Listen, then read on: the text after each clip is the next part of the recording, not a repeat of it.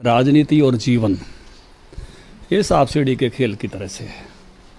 कभी कभी आपको सीढ़ियाँ मिलती हैं और कभी कभी उतार भी मिलते हैं। मनोहर लाल खट्टर से आपके मतभेद रहे, वैचारिक मतभेद रहे, उसके चलते हटाया गया। कि राय आपके मत हमेशा अलग अलग होने ही चाहिए। दिनों चर्चा थी कि मुख्यमंत्री को हटाया जा रहा है, तो सबसे ज़्यादा नाम आप ही का आगे आया था, तो क्या वो एक टारगेट होने की वजह बना? मुझे लगता नहीं कि जिसको मैं ये कहूँ कि मनोहर लाल जी अच्छा काम कर रहे थे। हरियाणा जाट बहुल्य माना जाता है। जाटों की अनदेखी करके क्या कोई भी सरकार बना सकता है हरियाणा में?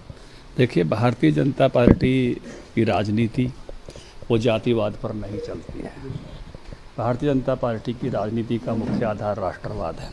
अगर कोई उसको जातिवाद के नज़रिए से प्रस्तुत करता है, उस तरह से व्याख्यायित करता है, तो एक तरह से भारतीय जनता पार्टी के विचार को उस व्यक्ति ने पूरे से समझा नहीं है। लेकिन जातिगत तौर पर मुख्यमंत्री बनाने की बात तो कांग्रेस कर रही है, क्या बीजेपी के पास भी ऐसा? देखिए, कांग्रेस पार्टी की राजनीति सदा विभाजनकारी रही, जातिवाद पर आधारित रही, लेकिन भारतीय जनता पार्टी ने राष्ट्रवाद की राजनीति की।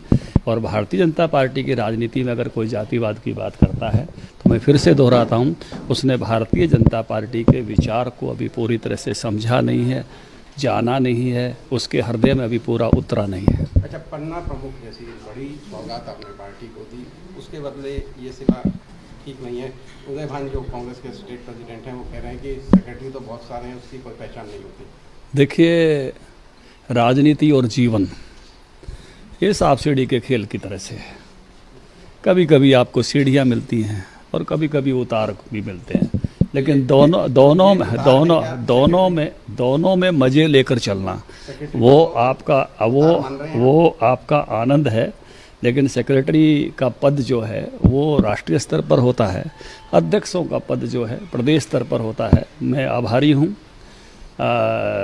मुझे वेंकैया जी ने जो है अपनी टीम में, जब अटल जी प्रधानमंत्री थे तब मैं पार्टी का नेशनल सेक्रेटरी था।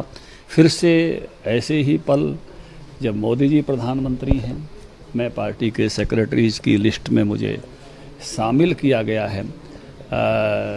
वो अटल जी की कविता जो है, करते हुए पथ पर लगातार बढ़ते जाना है और उस पर अपना सर्वश्रेष्ठ देते हुए आगे बढ़ते जाना है। तो इसलिए हमेशा हम कार्यकर्ता इस भाव से काम करते हैं। जैसे मैंने प्रारंभ में एक वाक्य कहा, give your best in every test. नहीं, सेक्रेटरी पद उतार मानते हैं आप? नहीं, मैंने तो नहीं कहा।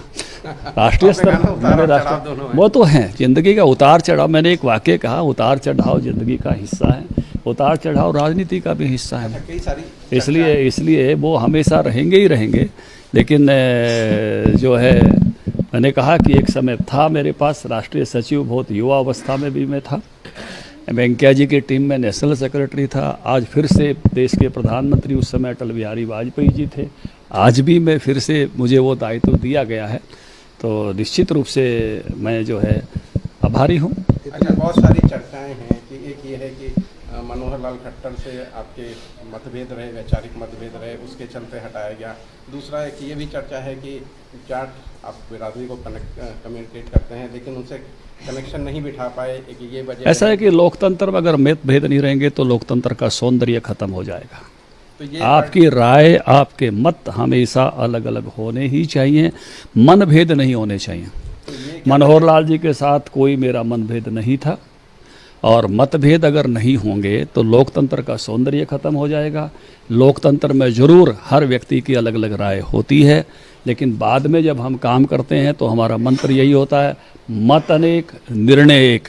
और किसी भी काम में, किसी भी कार्यक्रम में या किसी भी मुद्दे पर आपने कभी हम दोनों के भेदों को इस प्रकार से देखा नहीं होगा। हमने एक टीम की तरह से काम किया है और पार्टी में सब लोग एक टीम की तरह से काम करते हैं। अच्छा, एक सवाल और कि जब पिछले दिनों चर्चा थी कि मुख्यमंत्री को हटाया जा रहा है, तो सबसे ज़्यादा नाम आप ही का आगे आया था, तो क्या वो एक टारगेट होने की वजह बना?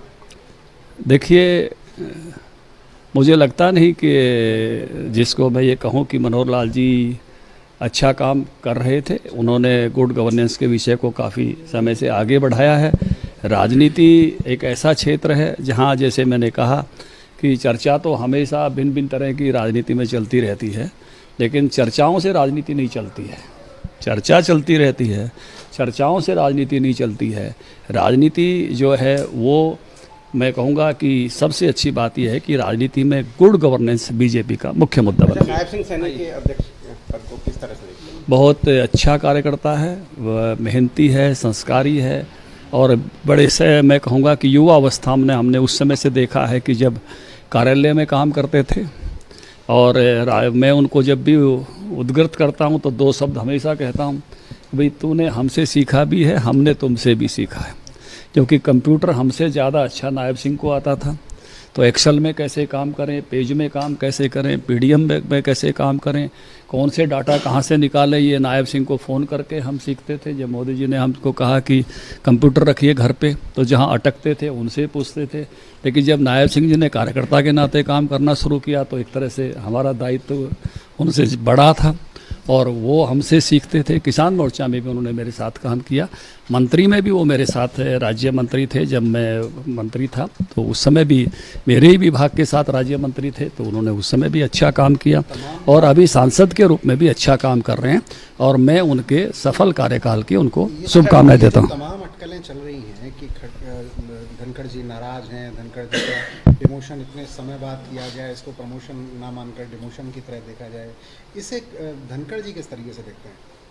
धनखड़ जी तो काम को काम की तरह देखते हैं। जैसे मैंने बताया, पार्टी से जो भी दायित्व सौंपा उस काम को मैंने बहुत बेहतरी के साथ किया है। हमेशा चाहे किसान मोर्चा अध्यक्ष में रहा हूँ, चाहे मैं किसी राज्य का प्रभारी रहा हूँ, चाहे अध्यक्ष की तरह रहा हूँ, मुझे इस बात का गर्व है और गौरव है कि मैंने अपना 10 में से 10 दिया और मुझे इस बात का आभारी हूँ कि मेरी टीम ने मुझे 10 में से 10 दिया। एक आखिरी सवाल, साल भर के भीतर में प्रदेश में और केंद्र में चुनाव होने वाले हैं, आपने पन्ना प्रमुख जैसी चीज़ें शामिल की जो कि एक बड़ी नींव का काम ज़ाहिर तौर पर करेंगे, तो ऐसा नहीं कि नींव आपने डाल दी और भवन की जिम्मेदारी किसी और को दे दी? आप मुझे मेरे काम का श्रेय दे रहे हैं, मैं आपका धन्यवाद हूँ।